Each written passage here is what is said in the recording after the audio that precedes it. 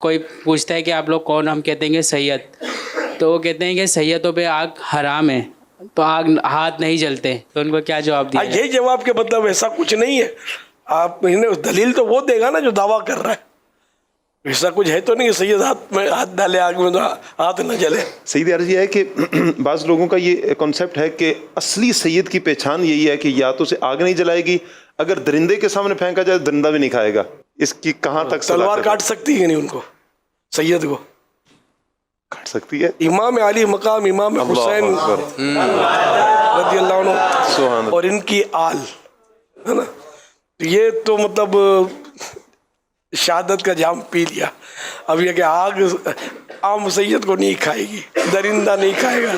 بس یار انبیاء کرام علیہ السلام کے بارے میں بھی واقعات ہیں کہ درندوں نے ان پر ہے مطلب واقعات.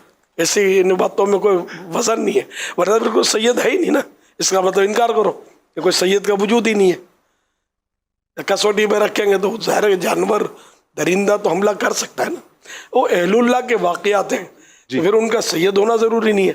آگ میں ہاتھ نہیں پورے جانے کے واقعات ہیں، آگ میں وہ باہر نکلنے کے، اور یہ ان کی کرامتیں ہیں.